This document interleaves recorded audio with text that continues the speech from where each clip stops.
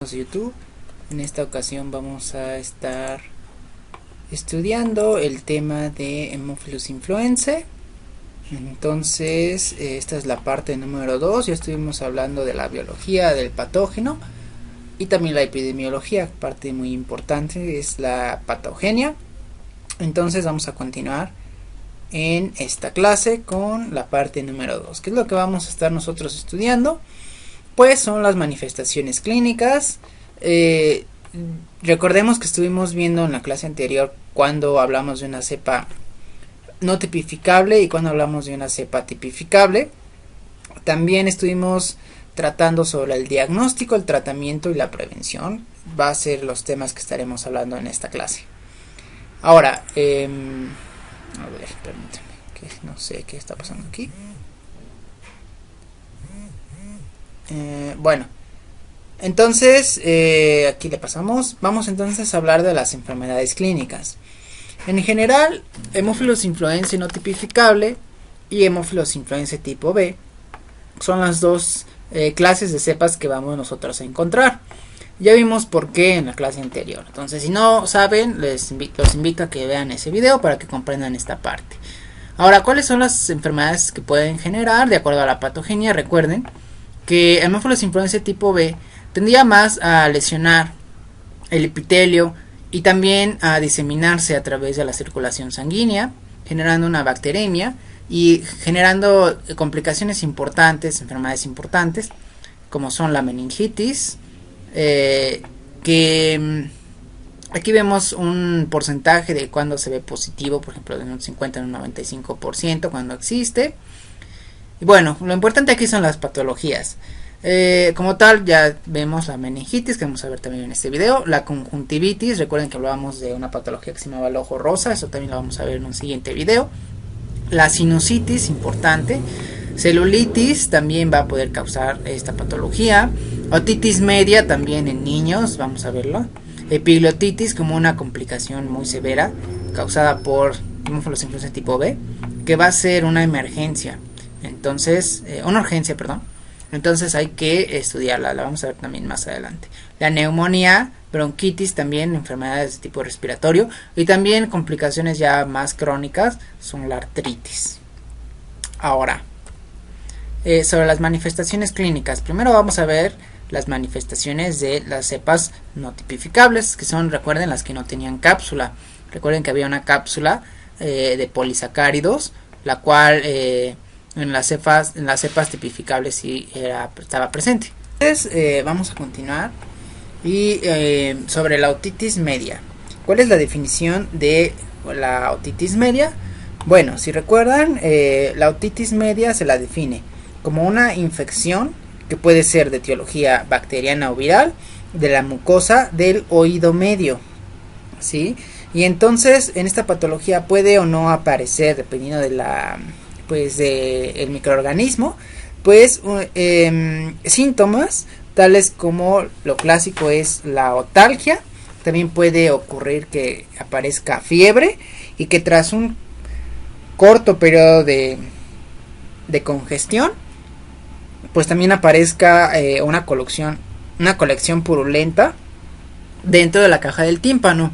Entonces, si ustedes recuerdan por anatomía, nosotros tenemos un conducto auditivo externo, tendremos ya después nuestro pues la entrada ya a lo que sería nuestro oído medio. Aquí tendríamos nuestra membrana timpánica, tendríamos nuestros huesecillos del oído, que son, recuerden, desde más exterior hacia más hacia más interior, por así decirlo, para que se comprenda esta parte. Tendríamos el martillo, el yunque y el estribo, y ya después tendríamos como tal el caracol. Recuerden que aquí era donde estaba la perilinfa, y es la que va a estar pues generando movimientos por parte del estribo cuando se mueven estos huesecillos. Recuerden que el oído son ondas que se van a propagar, van a generar un movimiento aquí en estos huesos, estos huesecillos del oído, van a generar movimiento entonces de esta perilinfa que va a estar circulando por aquí dentro de estos conductos semicirculares, y después sobre el caracol. Y recuerden que todos estos movimientos en general, para que me comprendan, pues van a estar generando pues cambios a nivel ya de, pues a nivel molecular, lo cual va a llevar a que se detecten por nuestro nervio auditivo o el origen de nuestro nervio auditivo. Y bueno, a través de los impulsos eléctricos va a transmitirse y va a captarse por nuestro cerebro, ¿no? Entonces, en pocas palabras, así sería como funciona la audición. Entonces, recuerden que todo esto es dentro de nuestro hueso temporal. Sobre el hueso temporal es donde se encuentran estas estructuras. Pero sucede que esta patología va a tener un comportamiento muy interesante pues más que nada en pacientes pediátricos, en niños. Entonces, lo que se observa es que aquí nosotros tenemos también, si recuerdan su anatomía, pues la trompa de Eustaquio, ¿no? Entonces, esta comunica directamente con la faringe. Entonces, lo que sucede aquí es que cuando se encuentran, o más bien en niños, suele tender a tener una disposición más, no así, sino un poco más, pues, por así decirlo, más recta, ¿no? Y también pues suele ser más corta, ¿no? Entonces, eso hace que ocurra una diseminación por parte de los microorganismos que se encuentran a nivel de la faringe. Recuerden, de la faringe, aquí lo escribimos. Entonces estos microorganismos van a poder subir con mayor facilidad, ¿no? O moverse, para que se comprenda mejor. Estos microorganismos, estas bacterias, van a tender a moverse mejor a través de una trompa de Eustaquio que es más vertical, que no es tan, en una forma tan pues horizontal como sería en los pacientes pues que son más mayores. Entonces eso es lo que va a causar que ocurran muy comúnmente infecciones. Entonces eso es lo que va a producir esta patología que se llama otitis media. Entonces esto, recuerden, va a ser en niños. Y bueno, es muy común que cuando nosotros hagamos nuestra anamnesis, cuando estemos preguntando si hubo o no en el paciente el antecedente de una infección de tipo respiratoria a nivel de la orofaringe. Recuerden, esto va a ser a nivel usualmente de la orofaringe. Obviamente el paciente no nos va a decir, tuve una infección a nivel de la orofaringe. No, pero ustedes deben de saber ya por microbiología que, bueno, vamos a estar viendo más adelante esas infecciones de origen viral. Pero esas son las más comunes. Entonces, más que las bacterianas, van a ser las virales. Y eso va a hacer también que puedan proliferar también bacterias. Y como les comento, ese va a ser el antecedente, una faringitis, ¿no? De etiología viral. Faringitis viral es lo que más se sospecha cuando hay infecciones de este tipo. Entonces, va a decirle la mamá o como tal, pues les va a comentar que sí, el niño tuvo dolor de garganta, tuvo escurrimiento nasal o tuvo mucho moco, tuvo también obviamente pues ya no quiso comer, hubo disminución del apetito, estuvo irritable y después va a ir evolucionando esa patología hacia una otitis media, y como ya vimos es una inflamación de la mucosa del oído. Entonces las bacterias van a subir y aquí es a donde van a empezar a proliferar, en el oído medio. Por eso es que es otitis media. Entonces, como tal, nosotros vamos a hacer uso de un dispositivo del otoscopio, ¿no? Que nos va a permitir observar aquí suponiendo que aquí sea el cabezal, ¿no? Suponiendo, ¿no? También no es muy exacto este dibujo, pero aquí suponiendo usamos que nuestro otoscopio, ¿no? Otoscopio. Y bueno, usando nuestro otoscopio nosotros vamos a poder mirar nuestra membrana timpánica y vamos a ver cuáles son las características clínicas de esta membrana que nos van a permitir sospechar de una otitis media en niños. Ahora, eso es en cuanto a la patogenia. Recuerden, es muy importante la anatomía de esta parte. Epidemiológicamente se ha visto que se presenta más en niños de 6 meses hasta los 5 años. Aquí ustedes deben de recordar mucho el video anterior, porque en el video anterior nosotros estuvimos pues viendo que en la lactancia pues la madre le va a estar pues amamantando al neonato, y por lo tanto le va a estar por así decirlo pasando los anticuerpos, ¿no? Pero estos anticuerpos van a disminuir precisamente a los 6 meses, y de ahí hasta los 5 años es cuando el sistema inmune del neonato se va a ir formando, va a ir adquiriendo pues una mejor inmunidad contra distintos patógenos, ¿no? Entonces es por eso que decíamos en el video anterior la importancia de la vacunación.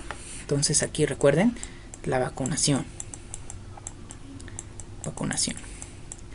Ahora, sobre la presentación clínica. Obviamente que aquí cuando nosotros estemos interrogando, pues vamos a preguntar esto sobre la vacunación. Porque recuerden, esto es en cepas no tipificables. Entonces la vacuna solamente es para Haemophilus influenzae de tipo B. ¿No? Haemophilus influenzae B. Esto es una H, perdón. Se pone Haemophilus influenzae de tipo B. No para las tipificables. Entonces sí que podemos encontrar una otitis media causada por Haemophilus influenzae. Entonces, aunque esté vacunado, eso recuérdenlo muy bien. Pero lo que también tenemos que tener muy en cuenta es que Haemophilus influenzae no es el único microorganismo que va a ser etiológico de esta patología, ¿eh? Entonces eso lo van a aprender ustedes en otorrinolaringología, también en infectología, que esta patología de la otitis media no nada más ocurre tampoco en niños, sino que también va a ocurrir en adultos, también va a ocurrir por Haemophilus influenzae, pero también por otros microorganismos. Ahorita vamos a ver cuáles son esos microorganismos. Ahora, ¿qué es lo importante aquí de la presentación clínica? ¿O cuáles van a ser los signos y los síntomas que nosotros vamos a encontrar en nuestro paciente? Aquí, síntomas, aquí lo escribimos. Entonces, recuerden muy bien esta parte de pues de los signos y de los síntomas que van a estar presentándose en la otitis media. Bueno, ¿por dónde empezamos? Aquí. Bueno, perdonen, es que estamos checando algo importante. Y bueno, para la sintomatología o el cuadro clínico, sí se escucha. Entonces, para la sintomatología o para el cuadro clínico se va a presentar típicamente en los neonatos como dolor de oídos. Recuerden, dolor de oídos, que esto se denomina otalgia. Este es el nombre de este síntoma, otalgia. También esto va a ser tanto en neonatos como en niños ya mayores. Otra cosa que también es muy importante es que se va a presentar como irritabilidad, o va a estar el niño muy irritable, o sea, va a estar inquieto. También van a ustedes a notar que el neonato o el niño va a tender a tirar de su oreja, o sea, se la va a tomar y van a ver que está constantemente jalándose la oreja hacia atrás. Y ese comportamiento lo hacen porque está teniendo pues muchas molestias, está teniendo prurito, está teniendo dolor, y entonces al tirar de la oreja se disminuye la presión aquí en el oído medio, y por lo tanto todo lo que es el líquido, el incremento de la presión por las bacterias que están aquí proliferando, pues va a disminuir esa sensación. Entonces es por eso que se va a ver ese comportamiento, dolor, notalgia, porque obviamente pues el neonato no nos va a decir tengo dolor en el oído, pues no, ¿verdad? Simplemente va a estar irritable, a estar obviamente pues llorando, va a tener tendencia también a la disminución del apetito, ¿no? disminución del apetito, por lo mismo va a tener, también es posible que exista fiebre, ¿no? Un incremento de la temperatura, fiebre. Entonces eso también nos va a orientar a pensar en una otitis media de etiología bacteriana, ¿no? Aunque también es muy común que existan otros microorganismos. Ahora, muy importante, como les decía, va a depender del pues del agente etiológico, ¿no? Ahora, eso lo vamos a ver más en la siguiente diapositiva. Ahora, para el diagnóstico, recuerden que más que nada es un diagnóstico clínico. También podemos hacer diagnósticos ya usando uso de laboratorio, de microbiología, ¿no? Entonces, pero el más común es el clínico, porque nosotros integrando todo esto de sus síntomas, de sus signos, también integrando lo que nosotros veamos con nuestro otoscopio, porque hay unas características muy pues que nos hacen pensar mucho en una patología bacteriana al observar a nuestra membrana timpánica, ya sea que esté abombada, que no veamos nosotros un triángulo que se forma aquí, pues es muy característico de ver anatómicamente en la membrana timpánica normal. También puede ser que pierda su color muy pues blanquecino, transparente, sino que ya no se vea, incluso en los huesecillos ya no se logren ver, se vea hiperémico aquí, o sea, se vea muy rojo la mucosa, y obviamente puede que incluso haya pues incremento de líquido que haga que se rompa aquí la membrana y empiece a salir por aquí por la oreja, ¿no? Y esa secreción purulenta nos va a hacer pensar también en que ya hay una infección bacteriana. Entonces todos esos signos, síntomas se hacen por la clínica, ¿no? Entonces nosotros ya no vamos a necesitar hacer cultivos. En caso de que se requiera, nosotros podemos hacer algo que se llama timpanocentesis.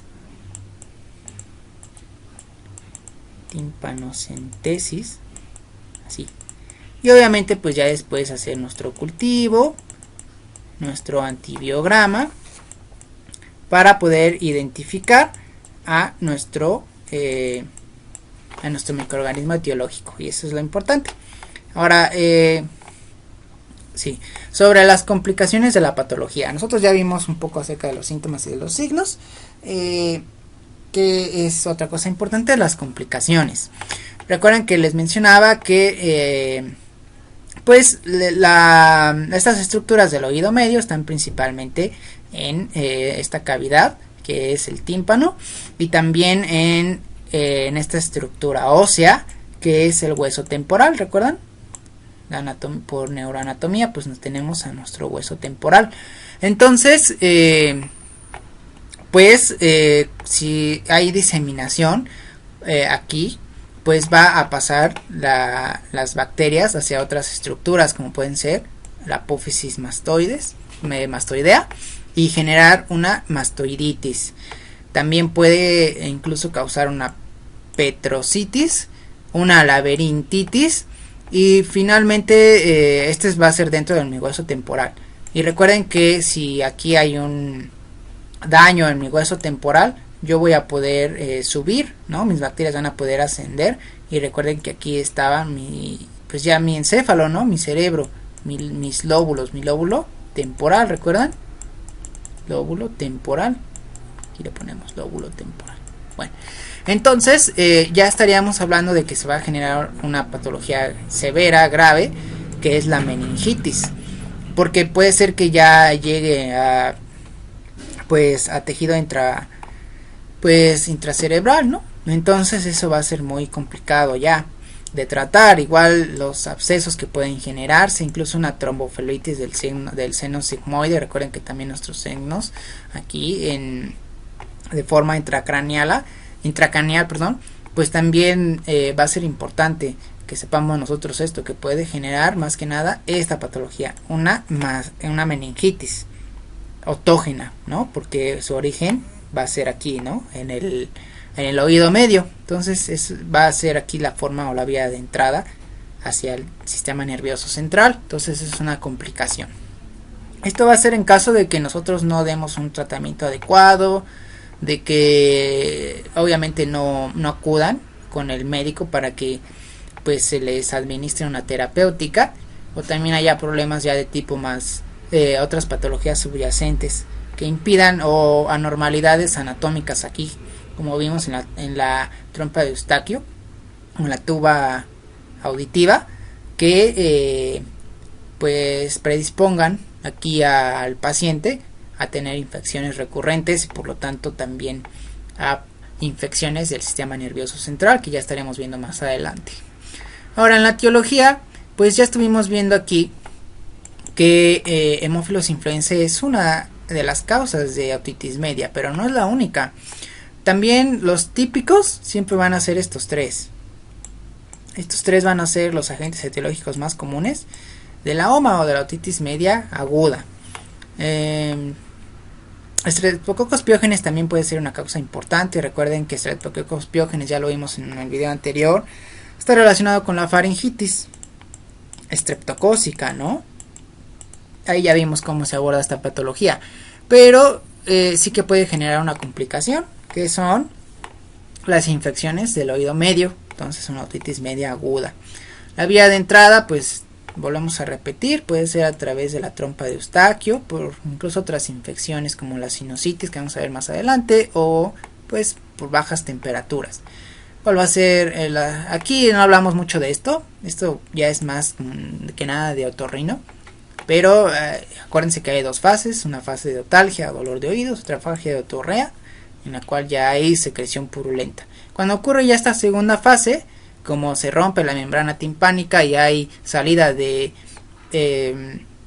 pues de contenido purulento, de pus, pues entonces disminuye la presión y tiende ya a, pues se ha visto que tiende a mejorar la patología, pero a veces no. Entonces no crean que porque, o no se queden con esa idea de que porque ya se salió ese líquido del oído medio, pues ya se resolvió la infección. No, hay que asegurarse y dar un tratamiento. Para el diagnóstico ya vemos aquí, se hace otoscopía, perdón si no se los dije aquí. Para el diagnóstico clínico es otoscopía neumática. Aquí por si están tomando notas, recuerden, es una otoscopía neumática. Ahora, el tratamiento pues va a ser con amoxicilina con ácido clavulánico.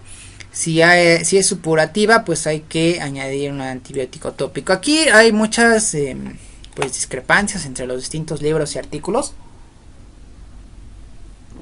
Perdón. Perdón.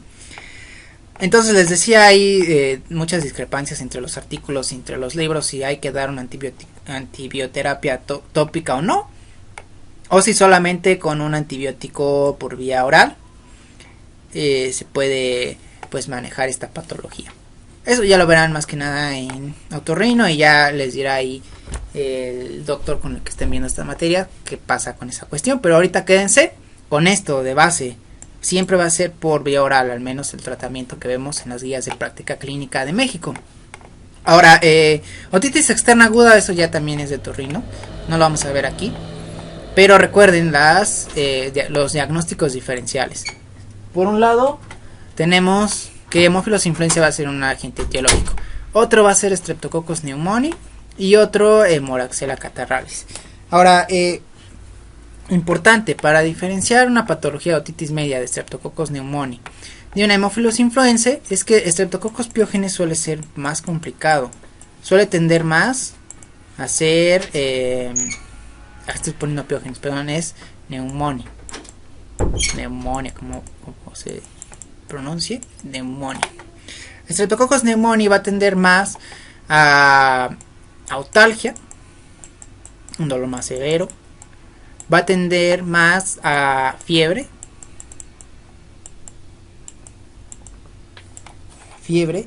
también otra cosa importante es que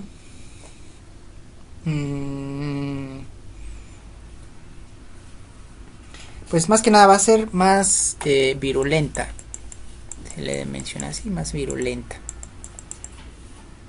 y también pues va a haber más otorrea, que es el nombre de este síntoma o de esta condición en la que ya hay salida de líquido del oído. principalmente purulento. A comparación de Haemophilus influenzae, que no va a haber tanta fiebre, no va a haber tanta otalgia o no va a ser tan pronunciada. Y puede haber, sí, pero no va a ser tanto, tampoco va a ser tan virulenta. Entonces esa es una característica importante por cómo podemos nosotros pues distinguir, pero esto va a ser complicado. Por lo tanto, la forma más apropiada sería con una timpanocentesis, pero no se manda siempre.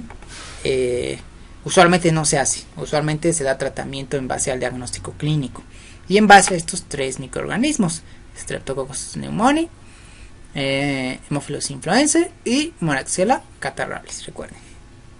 Bueno, ahora vamos a hablar vamos a hablar ahora de la sinusitis. La sinusitis pues va a ser una inflamación como tal de lo que serían nuestros pues de las mucosas que se encuentran en nuestros senos. En nuestros senos, ya sea en el seno frontal, seno etmoidal o en el seno maxilar, ¿no? Entonces va a causar que aquí haya una acumulación también de líquido, lo cual puede ser que, como vemos aquí en los maxilares, los senos maxilares, lo cual va a hacer que haya pues una alteración de la voz. Entonces eso va a hacer que también nos oriente, también va a haber dolor facial. Todo eso nos va a orientar a pensar en sinusitis, ¿no? Entonces eso va a ser pues una de las características muy particulares de esta patología. Pero Haemophilus influenzae se caracteriza por generar o por producir una sinusitis maxilar aguda. ¿Cuáles son algunos de los síntomas que nosotros vamos a estar observando en esta patología? Esta sería la clínica. Vamos aquí, clínica. Pues va a ser principalmente obstrucción nasal. O sea, el paciente va a tener problemas para que pase el aire a través de las narinas y pues va a referirnos que tiene la nariz tapada, pero es una obstrucción nasal. Puede también haber rinorrea, es decir, que va a haber salida de no nada más de moco, sino también puede ser de otro contenido purulento, principalmente debido a la infección que está ocurriendo aquí en los senos maxilares. Puede también presentar cefalea, o sea, va a tener dolor de cabeza al paciente. Principalmente va a ser aquí en el hueso frontal y pues va a ser más que nada al momento de que ustedes lo palpen, o sea, van a tocar aquí en esta parte y el paciente va a referir dolor, o incluso aquí en los mismos senos maxilares el paciente lo va a referir como dolor. Y eso nos va a orientar a pensar en una sinusitis. También recuerden que las sinusitis pueden ser virales, pero en este caso va a ser una sinusitis bacteriana. Y en este caso por Haemophilus influenzae. Recuerden, va a ser de las cepas no tipificables. Bueno, eso es en cuanto a las dos comunes, otitis media aguda y sinusitis.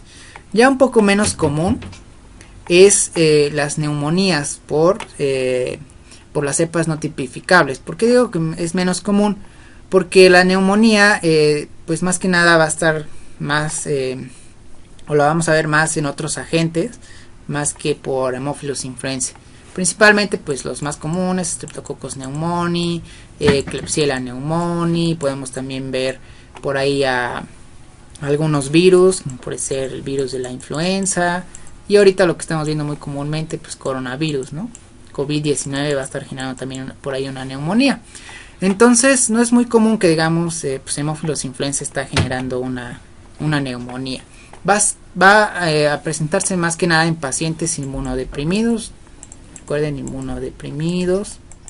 Y algo que veíamos también en el video anterior sobre la epidemiología era que se presentaba mucho esta patología de colonización de las vías aéreas superiores, pero que pasaba a vías inferiores por cepas no tipificables, pero en pacientes que tenían EPOC, o sea, tenían enfermedad pulmonar obstructiva crónica, y tendía esta bacteria a colonizar las vías aéreas inferiores. Y eso es algo importante porque puede causar neumonías. Neumonías de tipo extrahospitalario. Recuerden que la neumonía se clasifica como adquirida en la comunidad o extrahospitalaria y intrahospitalaria, de nosocomio o neumonía nosocomial, porque ahí era donde pues otros microorganismos que son más pues más se complica más para su tratamiento, y eso pues también generaba neumonías. Esa es una distinción importante clínica entre las neumonías por su etiología y por su dónde la están adquiriendo, si en la comunidad o en el hospital. Entonces se daba más que nada por exacerbaciones de época. Otra cosa importante también, pues en los enfisemas, también en inmunodeprimidos, como les comentaba, VIH y otras patologías del sistema inmune. ¿Cómo se va a presentar esta neumonía? Fiebre, tos, esputo purulento, y nosotros en la radiografía de tórax, en una radiografía con proyección postero-anterior, nosotros vamos a ver estas opacidades, este patrón, pero bueno, ya después van a ver ustedes imagenología, que se encuentra más que nada aquí en el lóbulo, pues vemos aquí ya bastante en el lóbulo superior, en el medio del pulmón derecho, y lo vamos a, o se van a estar reportando como infiltrados parchados o de distribución lobular. Eso nos va a hacer pensar en que hay una neumonía por Haemophilus influenzae. No, recuerden que no es el único agente etiológico, es uno, obviamente, pero nosotros tenemos que pensar en todos y dar un tratamiento enfocado a todos ellos, ¿no? Como ya dijimos, Streptococcus pneumoniae, Klebsiella, etcétera. Incluso virus, también hay que pensar en eso. Bueno, esto es lo que les mencionaba yo también, exacerbaciones del EPOC, ya estuvimos mencionando un poco, la etiología bacteriana más frecuente. Eso sí, en EPOC sí. En EPOC, la etiología bacteriana más frecuente es el Haemophilus influenzae. Eso lo van a ver también en neumología. Y en enfisema también. ¿Cuál va a ser la clínica? Pues va a ser aumento de la producción basal de esputo purulento, y va a haber disnea. Aquí también no lo mencionamos, pero también puede presentarse en la neumonía. Bueno, pero aquí sí va a haber disnea, o sea, va a haber una... Recuerden que la disnea es un síntoma y se define como la capacidad, o más bien la sensación del paciente, es una sensación del paciente de que le falta el aire o de que no puede pasar el aire. Bueno, es una sensación de que no siente el aire o no siente que se esté oxigenando. O sea, dice, él te va a decir, ay, me falta el aire, doctor. Eso es disnea. Bueno, otra patología importante es la conjuntivitis. Recuerden que la conjuntivitis pues va a ser una infección de la conjuntiva, y también va a ser causada por distintos microorganismos. Eso es lo bonito de la microbiología, de la infectología, que nosotros tenemos que hacer algo que se llama diagnóstico diferencial. Tenemos que pensar tanto en otras patologías que puedan estar pues transponiéndose aquí, que puedan estar causando ese cuadro, ese síndrome, ese cuadro clínico, y también pensar en los distintos microorganismos. Pero Haemophilus influenzae de cepas no tipificables va a ser una etiología bacteriana más frecuente de conjuntivitis en niños. Importante, las guarderías. Recuerdan que decíamos por epidemiología que en las guarderías es donde se va a estar adquiriendo este microorganismo y ese que va a estar colonizando.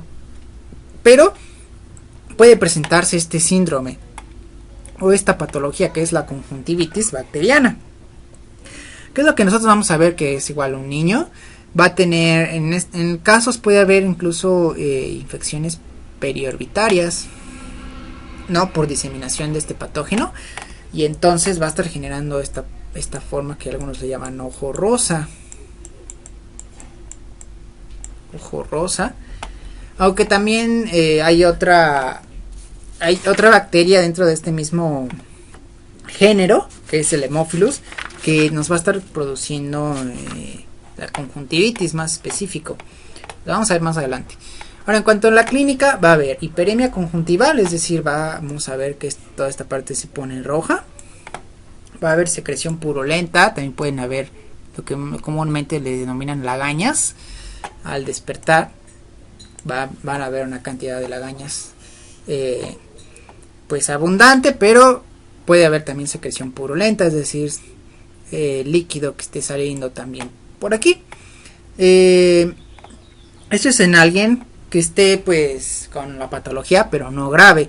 Cuando ya es grave, puede haber una secreción purulenta muy abundante, puede haber edema palpebral, es decir, también no puede haber nada más infiltrados aquí de inflamación, sino también puede haber edema, va a haber quemosis y va a haber también queratitis. Entonces, esas son algunas de las características clínicas importantes. Ahora, ya terminamos. Perdón, tomé un poquito de agua. Entonces, ahí terminamos con las cepas no tipificables, es decir, las cepas que no tienen su... bueno, voy a poner aquí mi pluma. Pues las cepas que no tienen cápsula, ¿no? Pero ahora vamos a ver las cepas que tienen cápsula. Recuerden que las que tenían cápsula son más virulentas. Por lo mismo vamos a encontrar patologías pues más severas, más graves. Y entre ellas, la principal de la que vamos a hablar es la meningitis. La meningitis, como su nombre lo dice, pues uno puede decir, bueno, son las infecciones de las meninges o hay una inflamación de las meninges. Y es correcto, pero normalmente puede haber un tipo de meningitis diferente dependiendo del microorganismo. Recuerden que siempre vamos a estar haciendo nosotros diagnósticos diferenciales. No solamente vamos a decir, pues esta meningitis es causada por hemófilos. Pues no, porque tenemos que hacer un diagnóstico diferencial y pensar en otros microorganismos que pueden estar causando esta patología. ¿Qué es lo que vamos a encontrar muy común o que nos puede orientar a pensar si en una Haemophilus influenzae en tipo B? Pues que el paciente sea un niño, un paciente pediátrico, que no tenga sus vacunas completas, porque pues ya dijimos que la vacuna conjugada nos va a permitir evitar este tipo de patologías. Entonces, ¿qué vamos a ver? Pues que no está vacunado el paciente. Otra cosa es que va a ser rara en adultos, o sea, que no vamos a encontrar adultos que tengan meningitis por Haemophilus influenzae tipo B, sino que vamos a encontrar meningitis por otros microorganismos que son más comunes. Pero sí que puede ocurrir en qué situaciones, en que exista el antecedente de un traumatismo craneoencefálico, de que el paciente haya sido sometido a un procedimiento de neuroquirúrgico, o el paciente tenga una infección respiratoria, pero pues también grave, ¿no? Esto se ha visto para complementar en lo que estamos viviendo en la actualidad, que es la pandemia. Se ha visto en infecciones respiratorias como son la COVID-19, pero que posteriormente evolucionan y se complican a meningitis. Entonces es interesante esa parte de saber cómo es que está generando la meningitis el microorganismo, o si es por otras bacterias, porque recuerden que es un síndrome inflamatorio multisistémico la COVID-19. Entonces sí que hay complicaciones como la meningitis por otros microorganismos, porque también tiende a generar inmunosupresión. Entonces otras bacterias se aprovechan de esa parte, por así decirlo, y pueden generar meningitis. Bueno, eso es interesante. Por otro lado, ¿cuál va a ser la clínica? En general, lo mismo. La meningitis no es propia de hemófilos, ¿no? Sino de otros microorganismos. Entonces, ¿qué vamos a encontrar? Un paciente con fiebre. Un paciente que tiene una temperatura muy alta.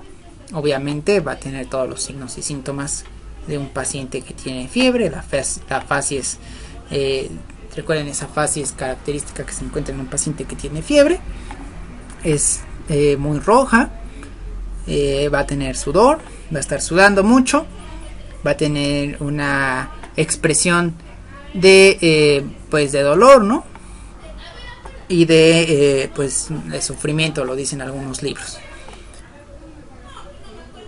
Va a haber una alteración en la función del sistema nervioso central, es decir, el paciente va a estar, dependiendo de la severidad de la misma, pero pueden existir que esté confuso, que esté obnubilado, puede ser que tenga alguna cuestión de esta magnitud, pero pues eso lo van a ver más que nada en neurología. Y aquí no podemos hablar mucho de esta patología porque es microbiología, ¿no? Y hay que entender los mecanismos patogénicos del microorganismo. Vamos a tener que comprender que causa meningitis. En general va a causar una alteración de la función del sistema nervioso central. Puede haber pues parálisis, puede haber, bueno, no parálisis, sino inconsciencia. El paciente puede estar inconsciente, puede estar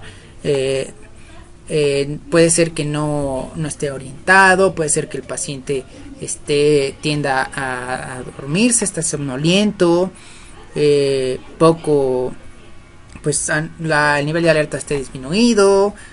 Todo eso nos va a indicar una alteración de la función del sistema nervioso central. Lo importante es que aunque tratemos nosotros esta patología, pueden haber secuelas, ¿no? Pueden haber secuelas, y que en los niños pues que están teniendo un desarrollo del sistema nervioso central pues puede ser muy severo. Bueno, igual estas son urgencias, ¿no? Esto ya se trata a nivel intrahospitalario, ya no va a ser a nivel ambulatorio. Entonces, si comienzan a haber síntomas en uno de sus pacientes con alteraciones de función del sistema nervioso central, tiene fiebre y tiene todo un cuadro, no se ve mucho en niños, pero sí que se puede llegar a ver que es un signo muy importante, que es cuando hay rigidez de nuca, ¿no? La rigidez de nuca puede presentarse y puede indicar una patología del sistema nervioso central infecciosa. Entonces todo eso, más aparte que no esté vacunado el niño, hay que inmediatamente decirle a la madre, a la mamá, que lo lleve al hospital porque es posible que sea una meningitis. Bueno, la epiglotitis, esta es otra patología importante, severa, que pues va a ser una urgencia. Entonces aquí sí, también al igual que con la meningitis, esto va a ser una urgencia, ¿no? Y lo mismo, la vacunación es la mejor manera de prevenir estas dos enfermedades. La vacunación va a prevenir la epiglotitis y va a prevenir también la meningitis, que son muy importantes, porque ya vimos, genera estas patologías graves. Bueno, algo que tenemos que tener en cuenta es que esta es una enfermedad potencialmente mortal. Si recuerdan, aquí nosotros tenemos la epiglotis, entonces como parte de lo que es la laringe. Y bueno, recuerden que la epiglotis nos permite impedir el paso del alimento, ¿no? Cuando nosotros estamos manteniendo pues estamos comiendo, ¿no? Y el bolo alimenticio va a pasar, hay movimientos musculares aquí, contracciones de los músculos, y bueno, en general hace que se cierre la entrada hacia pues la laringe y la tráquea, para que no pase el alimento hacia la vía aérea, sino que pueda continuar su paso hacia el esófago, ¿no? Y de ahí hacia el estómago el alimento. Entonces es la función de la epiglotis. Pero sucede que cuando el paciente pues no está vacunado, ya vimos también que la hemófilos influenza de tipo B puede diseminarse y puede llegar a vías aéreas inferiores. Entonces puede infectar a las mucosas que se encuentran aquí en la epiglotis y generar pues a empezar a proliferar, a que se edematice, a que se infecte, en pocas palabras, y se inflame. Esa inflamación va a producir que la vía aérea superior tenga una obstrucción. Entonces el paciente, cuando respire, el flujo aéreo no va a pasar, ¿no?, por la tráquea y de ahí hacia los pulmones, y no va a poder haber una oxigenación. Entonces va a haber algo muy importante, que es una manifestación clínica, que es la cianosis. Vamos a ver a nuestro paciente con una fase cianótica, en la que nuestro paciente va a estar morado, para que me entiendan. Entonces eso nos va a indicar que está teniendo una mala oxigenación, y eso es mortal, porque si un paciente no respira, pues entonces pues obviamente va a morir, ¿no? Y a menos que nosotros hagamos algo. Entonces es la importancia. Se presenta epidemiológicamente epidemiológicamente se ha visto que ocurre más en niños de 2 a 7 años. ¿Cómo se va a presentar la clínica? Aquí la ponemos. Dolor de garganta al paciente. Esto es muy súbito, O sea, el paciente empieza a presentar dolor de garganta, después se evoluciona muy rápidamente a fiebre, después ya tiene rápidamente disnea, luego disfagia, que va a tener esa sensación de no poder respirar, va a tener problemas para pasar el alimento también, va a haber disfagia. Entonces todo este síndrome va a hacer que si nosotros tomamos una radiografía lateral con una proyección lateral a nivel de pues de nuestro cuello, de nuestras vértebras cervicales, podamos ver algo que se llama radiográficamente el signo del pulgar, y vemos aquí como hay una obstrucción ya, ¿no?, a nivel de la epiglotis. Y aquí bueno, lo borré, pero es eso. Otra cosa es que va a haber un acúmulo de secreciones orales, va a haber una salivación excesiva dependiendo también de la edad del niño, pero va a haber esto, va a haber una ansiedad e inquietud.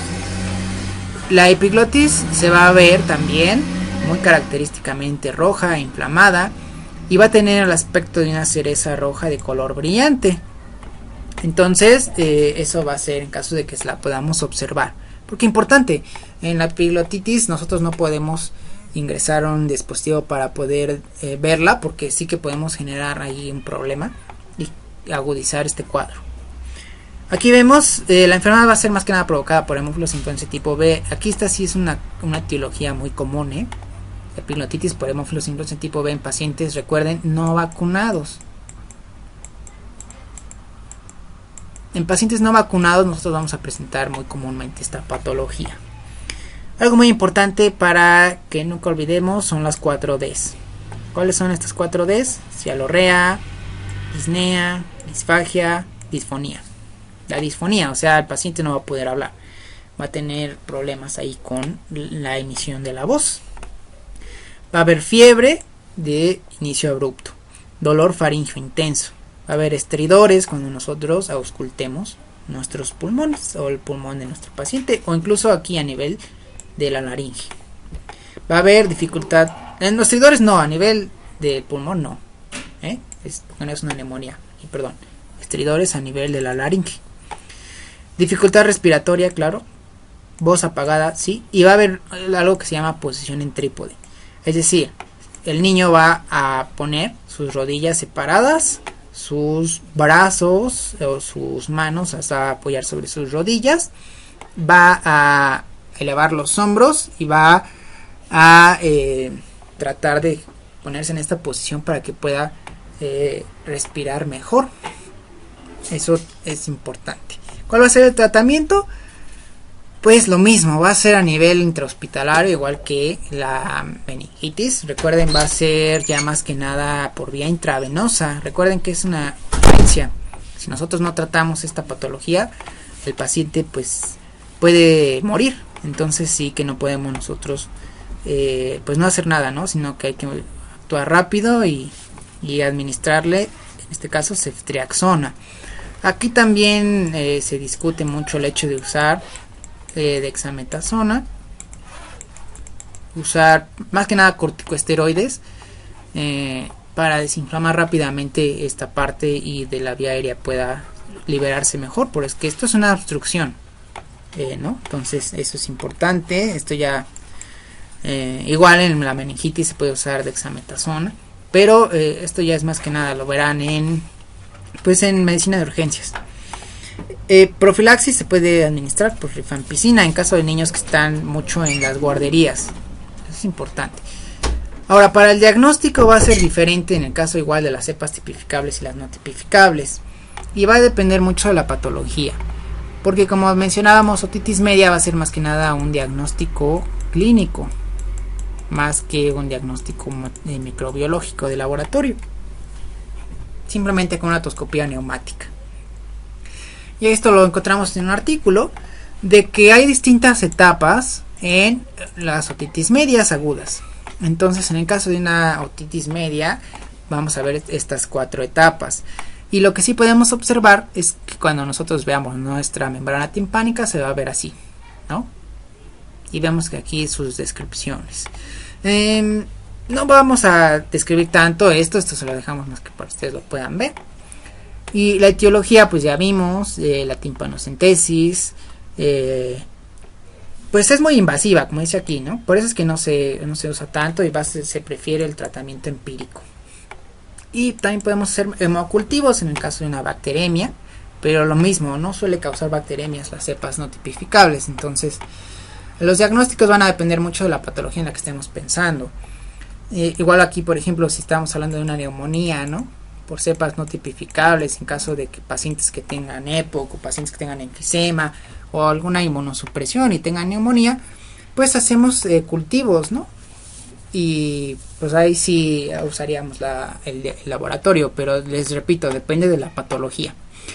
En las cepas tipificables, más que nada tipo B, lo que nosotros tenemos que hacer es, igual aquí, ¿no? Pero sí que tenemos que hacerlo más, ¿cómo decirlo? Pues más profundo, investigar más, preocuparnos más, porque como vimos son complicaciones muy graves las que causa el tipo B, como es la meningitis y la epiglotitis. Es hacer una anamnesis extensa y los hallazgos clínicos también tenemos que investigarlos muy bien. Y aquí sí vamos a hacer estudios microbiológicos, obvio, ¿no? Cultivos principalmente de líquido cefalorraquídeo en caso de que sea una meningitis.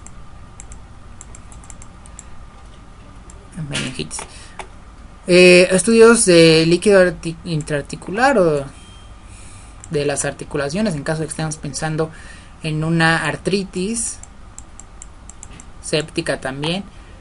Pleural, líquido pleural en el caso de las neumonías, como veamos. Pruebas antigénicas, es decir, de reacciones de antígeno anticuerpo para que nosotros podamos diagnosticar específicamente si es una Haemophilus influenzae la que está causando la patología. Y para eso la anamnesis, recuerden, es un interrogatorio, el interrogatorio que se hace, que tiene varios puntos, lo van a ver en semiología, y los hallazgos clínicos a través de lo que se llama exploración física. Entonces todo ese es el proceso que se realiza al momento de realizar nuestra historia clínica. Muy importante, por cierto, porque aquí vamos a encontrar los antecedentes personales patológicos y los no patológicos, los antecedentes familiares también. Bueno, para continuar con el tratamiento de Haemophilus influenzae, aquí sí recuerden que este video está dirigido principalmente a estudiantes de medicina, estudiantes del área de la salud, no para pues pacientes que tengan. Si tienen ustedes dudas sobre alguna enfermedad que tengan, pues acudan directamente con su médico, no se automediquen, porque no es el objetivo de este video. Recuerden, es para el objetivo es la enseñanza. Entonces, una vez dicho esto, vamos a continuar con el tratamiento. Aquí para tratar las patologías van a ir también de acuerdo al tipo de cepa. Recuerden, tenemos las no tipificables y las tipificables. Entonces, en las cepas no tipificables nosotros vamos a estar usando tanto beta-lactámicos como también pues en este caso vamos a estar usando la amoxicilina también. Bueno, aquí son inhibidores de beta-lactamasas, no beta-lactámicos. Son tanto inhibidores de beta-lactamasas, porque recuerden, las bacterias tienen la capacidad de generar beta-lactamasas, las cuales van a estar inhibiendo a pues las lactamasas, que serían las que son enzimas que estarían inactivando nuestros antibióticos, ¿no? Entonces es importante que no se estén ocupando.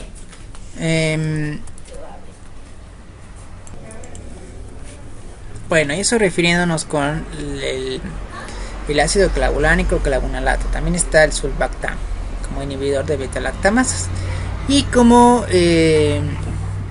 beta-lactámicos tendríamos a la amoxicilina. Recuerden, formaría parte de las penicilinas sintéticas. Y recuerden que teníamos a las aminopenicilinas. Dentro de ellas también estaba la ampicilina. Pero en este caso la amoxicilina pues es importante, ¿no? Dentro de las fluoroquinolonas pues también están importantes el levofloxacino y toda esta familia de fármacos de las fluoroquinolonas. También estaríamos hablando del cloranfenicol. También podría usarse dentro de, pues como tal, para el tratamiento de estas patologías causadas por las cepas no tipificables. Entonces también podríamos usar macrólidos en caso de pacientes que sean alérgicos a las penicilinas, y se recomienda ya sea citromicina o claritromicina.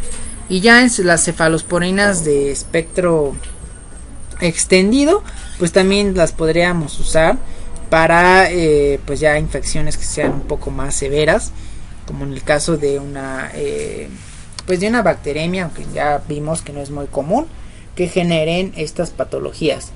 ¿De cuáles estaríamos hablando de estas cefalosporinas de espectro extendido? Pues podríamos hablar de una cefuroxima, de una ceftriaxona. Aquí ya depende de la patología que nosotros estemos estudiando, que es lo que vamos a ver más adelante. Como vemos aquí, las infecciones graves, pues sí hablaríamos de las cefalosporinas de espectro extendido. También hablaríamos de una ampicilina sulbactam, la que mencionábamos, fluoroquinolonas, incluso una acitromicina. Igual aquí recuerden que es para infecciones graves, no para infecciones pues más que no tienden a hacerse pues a complicarse, ¿no? Como ya estuvimos viendo todas las patologías que pueden generar las cepas no tipificables. Entonces sí hay que tener muy en cuenta todo esto. Ahora, hablando de las de espectro extendido de cefalosporinas, ya vimos cefixima, cefpodoxima, cefprosilo, cefaclor, cefuroxima, como ya vimos, ceftriaxona también puede ser otra considerada. Cefalosporinas de tercera generación. Y bueno, ya para el tratamiento de las cepas tipificables, por ejemplo, principalmente del tipo B, vamos a usar estos dos fármacos. Y recuerden que nosotros estamos pensando en patologías más que nada graves, ¿no? Principalmente recuerden la meningitis, ¿no? La que veamos graves de esta cepa son la meningitis y también la epiglotitis. Serían como que las dos principales infecciones graves. Epiglotitis. Bueno, perdón por la letra, pero es por el cursor. Entonces mencionábamos la meningitis, la epiglotitis como graves, ¿no? Entonces vamos a tener que usar cefalosporinas de espectro extendido. Dentro de ellas una cefalosporina, recuerden, de tercera generación. Y aquí es tercera generación. Y por otro lado tenemos a la cefotaxima. Igual recuerden, estos tratamientos son intrahospitalarios, por lo tanto van a ser por vía intravenosa. Y recuerden, aquí ponemos nosotros las dosis. Las dosis van a ser, las de arriba son pediátricas. Recuerden, pediátricas. Por si se los llegan a preguntar en sus exámenes. Va a depender también de la fuente que estén consultando, ya sean PLM. Recuerden, las dosis las pueden consultar en el PLM, las pueden consultar también en el Vademecum, las pueden consultar también en las GPCs, las guías de práctica clínica de su país, en este caso pues las guías de práctica clínica de México, ¿no? En las famosas GPCs. Y bueno, las dosis que vamos a estar manejando van a ser de 200 miligramos por cada kilogramo por día, y nosotros los vamos a fraccionar en cada 6 horas. Esto es para la cefotaxima. En el caso de la ceftriaxona, nosotros vamos a estar dando una dosis de 75 a 100 miligramos por cada kilogramo, divididas en periodos de cada 12 horas. Y bueno, recuerden, pues estos antibióticos son beta-lactamicos. Bueno, perdón, ya me estoy confundiendo. Aquí son inhibidores de la síntesis de proteínas. Perdón, de la síntesis de pared celular, ¿no? Yo también me estoy confundiendo, perdonen, pero ya es un poco tarde aquí donde vivo. Ya llevamos bastantes horas aquí, tanto preparando el video como estudiando el tema, ¿no? Entonces ya me estoy yo confundiendo entre una cosa y otra. Pero recuerden, son inhibidores de la síntesis de pared celular, ¿no? Entonces es importante con la cuestión de las cefalosporinas. Recuerden que las penicilinas, los antibióticos beta-lactámicos se dividen en penicilinas se dividen en cefalosporinas, que son estas las que estamos mencionando aquí, en monobactámicos y bueno, es los que incluirían los beta-lactámicos, ¿no? Ahora sí ya estamos mencionando bien beta-lactámicos. Penicilinas, cefalosporinas, monobactámicos. Y bueno, falta uno aquí, se los dejo de tarea, cuál es el que falta. Y bueno, ya en adultos, las dosis van a ser de 2 gramos cada 4 a 6 horas. Esto es en adultos, recuerden, esto es pediátrico, esto es en adultos. Igual para en el caso de los adultos, pero ahora ya con ceftriaxona, va a ser igual de 2 gramos cada 12 horas. Ahora, en el caso de la meningitis, debemos de recordar que lo que se evita con el tratamiento o lo que se busca son secuelas neurológicas. Entonces, para eso en los estudios se ha visto que la administración de corticosteroides van a disminuir estas secuelas neurológicas.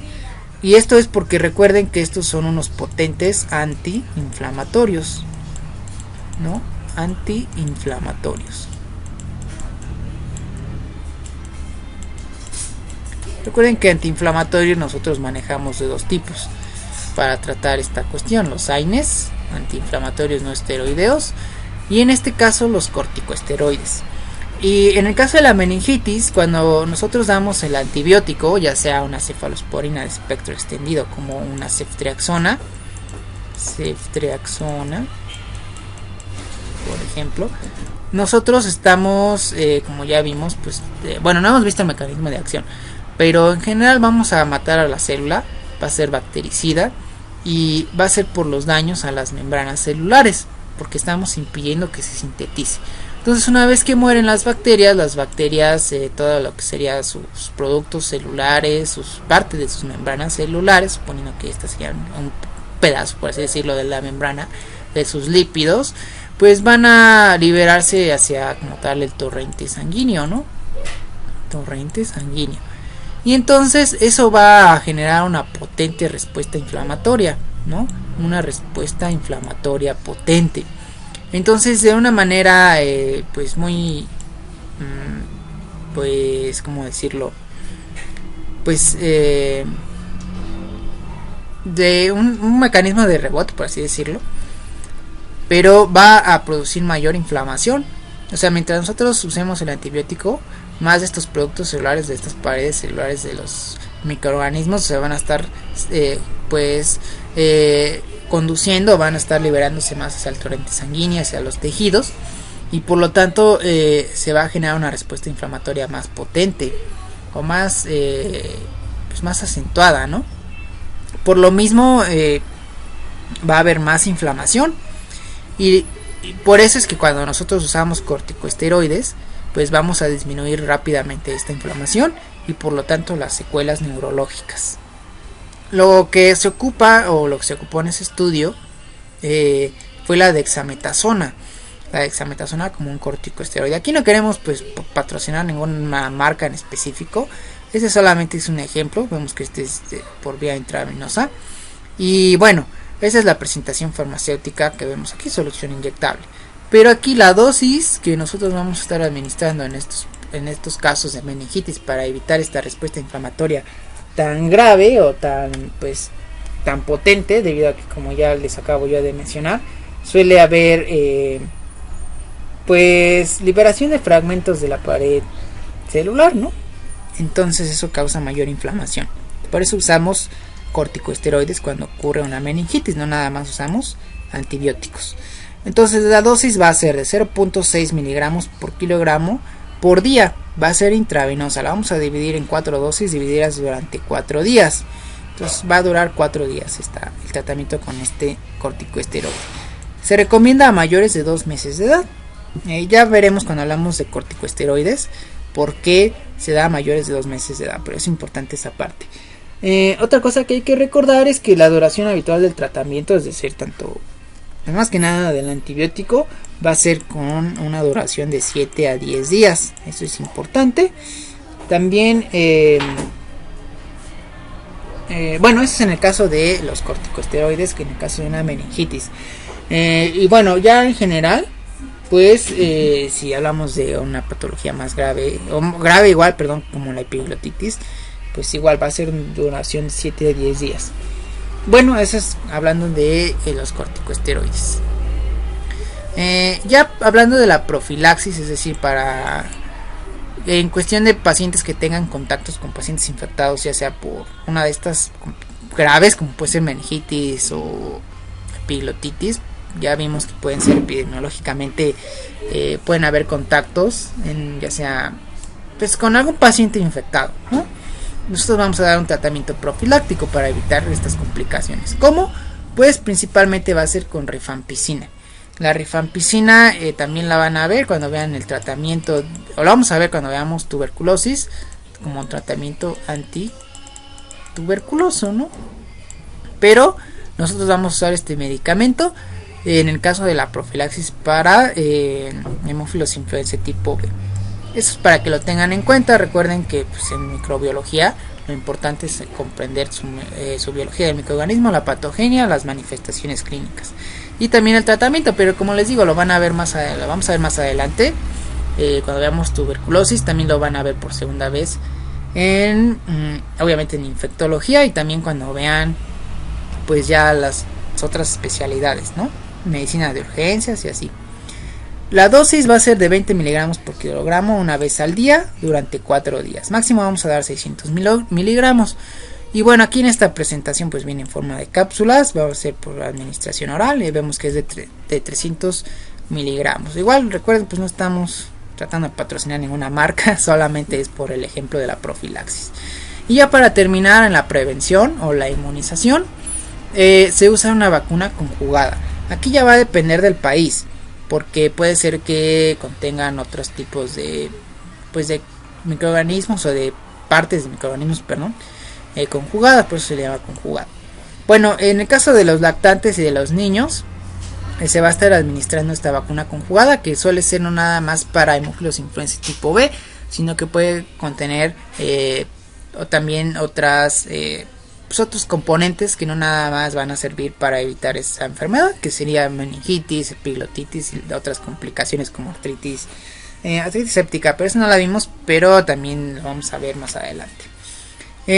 La vacuna conjugada se sabe que reduce o elimina el estado de portadora de las cepas de hemófilos influenza tipo B. Algo también importante es que la vacuna de hemófilos influenza tipo B pues principalmente va a estar produciendo anticuerpos contra la cápsula, y recuerden que era una cápsula de polisacáridos y se abrevia con PRP, ¿sí? Entonces estos anticuerpos van a ser ¿qué? Bactericidas, ¿no? Bactericidas. Por lo mismo, pues cuando un paciente está vacunado, pues se va a evitar como tal que sea tanto portador como genere todas las patologías graves que ya vimos. Se sabe que se va a inhibir como tal este patógeno, o se va a evitar que prolifere a una dosis de 0.15 microgramos por mililitro. Esta sería la dosis. No creo que esto se le pregunten en un examen de microbiología. Puede ser que sí, pero pues si es que sí, ya saben, es de 0.15 microgramos por mililitro. Si les llegan a preguntar ¿cuál es la dosis de la vacuna que protege contra hemófilos influenza tipo B? Esa podría ser una forma de preguntar eso. Y ya la respuesta, pues ya que ustedes darían, sería de 0.15 gramos por mililitro. Bueno, ¿cómo vamos a administrar esta vacuna conjugada? Va a ser a los 2 meses de edad. Y va a iniciar la primera a los 2 meses de edad. Y van a ser 3 dosis administradas a los 2, a los 4 y a los 6 meses de edad posteriormente. Entonces, esto, como les digo, depende del país, porque en algunos lugares pues va a tener tanto hemófilos influenza tipo B con otra, por ejemplo el toxoide tetánico, ¿no? Igual ya vamos a estar viendo tetánico. Igual ya vamos a ver más adelante nosotros qué pasa, qué es eso del tétanos. También aquí puede ser que la difteria también, la bordetella pertussis también. y la tosferina y todo eso, lo vamos a estar viendo más adelante. Pero en el caso de aquí de México, entonces por lo tanto ustedes deben de consultar sus esquemas de vacunación, porque sí que puede ser diferente. Como les digo, aquí nosotros la conocemos no como vacuna conjugada, pues es una vacuna conjugada, pero no así, sino la conocemos como pentavalente acelular. Pues depende de si están en Estados Unidos o en otra parte, pues consulten sus esquemas de vacunación. Y aquí en México, como vemos, es la pentavalente acelular. Entonces, tú eres estudiante de aquí, de México, de medicina, pues tienes que memorizarte cada uno de estos esquemas, tanto en niños como en pacientes pediátricos, como en adultos, como también en adultos mayores. Entonces aquí, para nuestro país, recuerden, en México se da a los 2 meses, a los 4 meses y a los 6 meses, y tiene el nombre de pentavalente acelular. Entonces esta bueno, aquí ya acaba mi presentación, pero la pentavalente acelular, un poquito aquí, bueno, voy a borrar aquí primero todo esto para que pueda yo seleccionarles y puedan ustedes ir anotando y sepan cuál es o contra qué microorganismos los va a proteger la pentavalente celular. A ver, vamos a poner aquí pentavalente celular, 2 meses, 4 y 6, recuerden, 2, 4, 6. Entonces, ¿cuáles van a ser? Toxoides. Toxoides 1, el diftérico,